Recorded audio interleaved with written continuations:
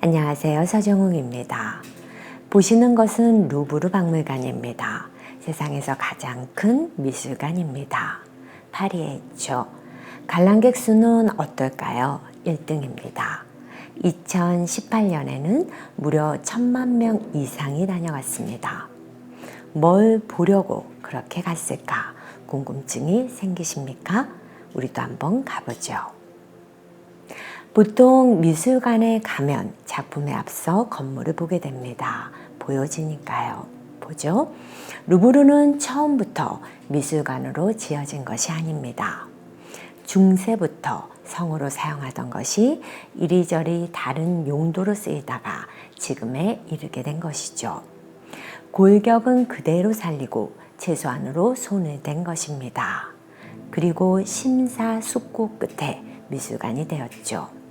왜 그랬을까요? 사실 미술관은 도시의 상징으로 큰 가치가 있습니다. 도시의 격을 올려줍니다. 품위가 생기죠. 당연히 관광객도 많아지겠죠. 그렇다면 도시마다 새로운 미술관을 지으면 좋겠네요. 안 되겠죠. 아무리 최첨단 건축이라도 문화유산이 흐르는 유서 깊은 건물을 따라가긴 어렵습니다. 또 제 아무리 시설이 좋으면 뭐랄까요? 좋은 작품이 없으면 미술관은 있으나 마나입니다. 이런 측면에서 지금 루브르를 따라가기는 어렵습니다. 이렇게 독보적인 루브르, 이제 그 속으로 들어가 볼까요? 루브르로 들어가면 꼭 보아야 할 작품 첫 번째는 이것입니다. 모나리자. 좀 김이 빠지는 분들도 계실 겁니다. 너무 많이 보셨기 때문이죠. 하지만 모나리자를 빼고 루브르를 설명하기는 어렵습니다. 그래서 첫 번째로 모나리자를 골랐습니다. 하지만 위로드리죠. 실제 루브르에 가면 모나리자를 제대로 볼 수 없습니다. 이렇게 되기 때문이죠. 그러니 오늘은 저와 함께 찬찬히 살펴보시죠. 제 옆에 모나리자가 보입니다. 세상에서 가장 큰 가치를 지닌 작품입니다. 그런데 한눈에 그 이유를 알아보시겠습니까? 모르시겠죠? 그게 쉽다면 세상 화가들은 고민이 없겠죠. 주목받는 작품의 원리를 통달한 셈이니까요. 한눈에는 불가능합니다. 그러니 우리는 기초부터 가보죠. 뭔가 좋아 보이면 사람들은 따라하기 시작합니다. 모나리자도 그랬겠죠? 모나리자와 모나리자를 따라 그린 작품을 비교해 보도록 하죠.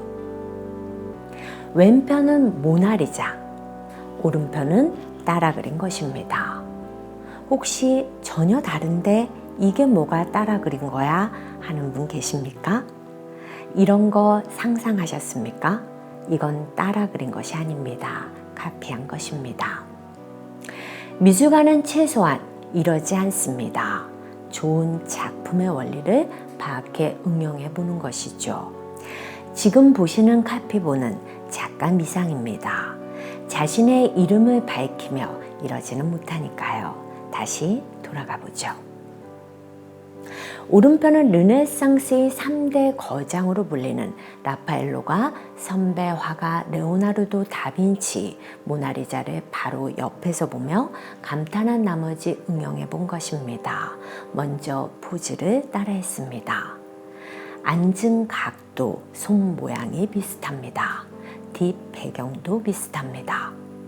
당시로서는 특이한 각도와 포즈와 배경이죠. 이번에는 완전한 감수성을 이용해 느낌만으로 보시죠. 깊이감 차이를요. 모나리자를 따라오지 못하죠. 혹시 기술적 정교함 때문에 그런 것은 아닐까라는 생각이 드신다면 이 작품과도 비교해 보시죠. 역시 라파엘로가 모나리자를 응용해 그린 발다사레 카스텔리오네의 초상입니다. 자, 이제 정교함만을 놓고 비교해보죠. 라파엘로가 부족하지는 않죠? 얼굴을 확대해서 비교해볼까요? 사실감에서는 오히려 앞섭니다. 자, 그럼 최종 결과를 확인해 볼까요? 이렇게 한번 비교해 보시죠. 각각 3초씩 몰입해서 보는 것입니다. 모나리자 3초, 카스틸리오네 3초, 모나리자 3초, 카스틸리오네 3초. 느낌의 차이가 있으십니까? 감수성에 따라 차이는 있겠지만 모나리자는 알 수 없는 힘으로 우리를 끌어들입니다. 이것이 모나리자가 최고의 그림으로 평가받는 가치의 근원입니다. 도대체 어떤 원리가 모나리자에게 이런 힘을 주는 걸까요? 라파엘로뿐만 아니라 수많은 화가들이 도전했지만 성공하지 못했습니다. 세상에서 가장 주목받는 그림은 여전히 모나리자입니다. 뭐가 궁금하면 우리는 하나하나 근접해서 살펴볼 수 있습니다. 의문을 던지면서 말이죠. 해보죠. 사람들은 역시 궁금증을 가졌습니다. 모델이 누굴까? 그 영향이 아닐까? 이렇게요. 하지만 모나리자가 모나리자인 것은 리자 부인을 그렸기 때문입니다. 그녀는 특별한 사람이 아닙니다. 돈 많은 상인의 아내였죠. 생각만큼 해소가 안 되자 그들은 여러 가지 상상을 덧붙입니다. 모델은 레오나르도 다빈치 자신이다. 철저히 계산된 가상의 인물이다. 하지만 어느 것도 속 시원히 모나리자의 힘을 설명하지는 못합니다. 또 다른 사람들은 기술적인 측면에서 모나리자의 특징을 찾아봅니다. 얼굴을 확대해 볼까요? 경계가 명확하지 않죠. 레오나르도 다빈치는 그렇게 그리지 않았습니다.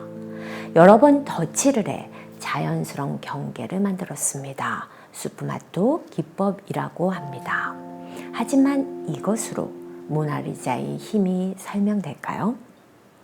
엑스레이 사진도 찍어봅니다. 그래도 속을 시원하게 해줄 이유는 찾을 수 없었습니다.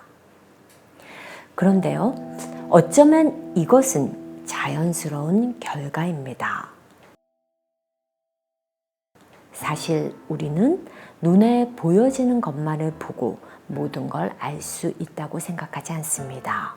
그래서 물건도 한동안 써봐야 알 수 있고 사람 역시 잘 알려면 오래 사귀어 보아야 한다고 말하지 않나요?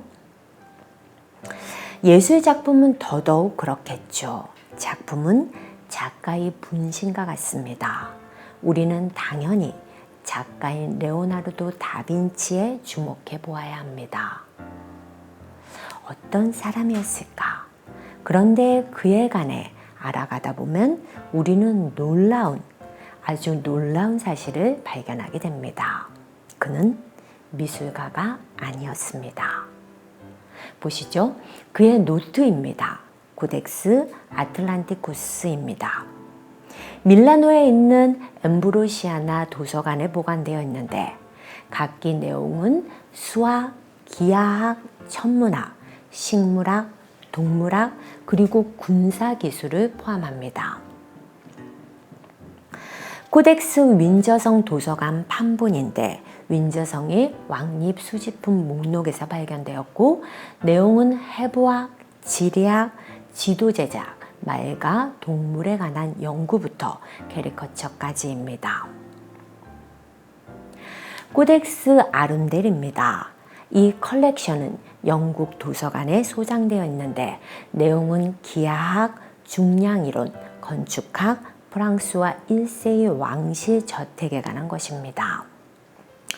코덱스 트리불치아누스입니다. 스보르차 궁전 도서관에 보관되어 있는데 건축학, 군사기술학, 그리고 머리 캐리커처에 관한 연구가 들어있습니다. 코덱스 포스터 1부터 3입니다. 빅토리아 앤 알버트 뮤지엄에 소장되어 있는데 기하학, 중량이론, 그리고 수력학, 기계에 관한 연구가 포함되어 있습니다. 프랑스 학사원 코덱스입니다. A부터 N까지 총 12장의 종이로 되어 있습니다. 군사기술, 강학, 기하학, 새의 움직임, 그리고 수력학을 다뤘습니다. 마드리드 코덱스입니다. 마드리드 국립도서관에 보관되어 있고 마드리드 1은 역학에 관한 내용, 마드리드 2는 기하학을 다루었습니다. 에시버넨 코덱스입니다. 파리 프랑스 학사원에 보관되어 있는데 건축과 예술, 그림 연구에 관한 내용입니다. 새의 비행에 관한 코덱스, 공기 저항, 바람, 조류 및 비행 역학적 관점에서 새의 비행을 체계적으로 분석하였습니다. 코덱스 레스터입니다. 수력학, 지질학, 천문학을 다루었고 마이크로소프트의 설립자 빌 게이츠가 가지고 있습니다. 레오나르도 다빈치는 단지 미술가가 아닙니다. 어떠십니까? 입이 아플 지경입니다. 이것도 일부입니다. 그러니 그를 어떤 분야의 전문가로 한정 짓는 것은 맞지 않습니다. 그는 인간이 다룰 수 있는 거의 모든 분야를 연구했고 그 분야들 모두에서 최고였습니다. 그리고 미술 분야에서는 이미 증명되었죠. 모나리자 하나로 말이죠. 그는 그림을 많이 그리지도 않았습니다. 몇 점 없습니다. 당연히 그랬겠죠. 미술만 연구한 것이 아니니까요. 그중 하나는 경매에서 팔리기도 했습니다. 이것입니다. 살바토르 문디, 예수님의 초상화입니다. 위장 논란에도 불구하고 사상 최고가로 거래되었습니다. 5천억 원 정도입니다. 역시 1등이죠. 이렇듯 레오나르도 다빈치는 일반 단어로는 설명하기 어려운 특별한 사람이었고 그가 미술 분야에서 남긴 최고의 작품이 모나리자였던 것입니다. 결론적으로 모나리자의 힘은 레오나르도 다빈치에서부터 분출되고 있는 것으로 보입니다. 그러니 형태와 원리만을 따라한다고 해서 될 일은 아니었던 것이죠. 궁금증이 조금 풀리셨습니까? 어떤 작품이든 가치를 수학적으로 설명한다는 것은 애초에 불가능합니다. 작품은 스스로 말을 하고 우리는 몸으로 느낄 뿐이죠. 그리고 모나리자는 전 세계인들을 가장 많이 체험시킨, 감동시킨 작품입니다. 물론 모두는 아니겠지만요. 마지막으로 저는 여러분에게 한 가지 아이디어를 드릴 생각입니다. 물론 레오나르도 다빈치에서 따온 것입니다. 키워드는 관심입니다. 그의 모든 출발점은 관심이었습니다. 어떻게 새는 하늘을 날까부터 어떻게 저 사람을 이길 수 있을까 등등. 그에게 한정된 분야는 따로 없었습니다. 하지만 여러분은 그렇게 할 필요까지는 없을 겁니다. 필요한 것에만 관심을 가지면 되겠죠. 그 다음 레오나르도 다빈치는 무엇을 했을까요? 관찰과 연구와 몰입입니다. 그 다음은 도전이죠. 그는 늘 그 방식을 썼습니다. 이게 쉬울 것 같지만 우리는 이렇게 안 합니다. 관심까지는 가질지 몰라도 그 다음은 자료를 검색합니다. 비슷한 경우를 참고하려는 거죠. 습관적으로 그렇습니다. 그리고 그중 쉽고 안전한 방법을 선택합니다. 이것이 레오나르도 다빈치와의 큰 차이점입니다. 때로는 아닌 것 같아도 반대편에서 바라보면 쉽게 해결될 때가 있습니다. 한 번쯤은 레오나르도 다빈치처럼 관심을 가진 후 자신만의 방식으로 관찰, 연구, 몰입하고 도전한다면 좋은 결과가 있지 않을까요? 한번 성취한다면 원리 터득이 될 수도 있겠죠. 미술에서는 좋은 화가가 걸작을 만듭니다. 다음 시간에는 루브르에서 보아야 할 두 번째 작품으로 여러분과 만나겠습니다. 행복한 하루 되시기 바랍니다.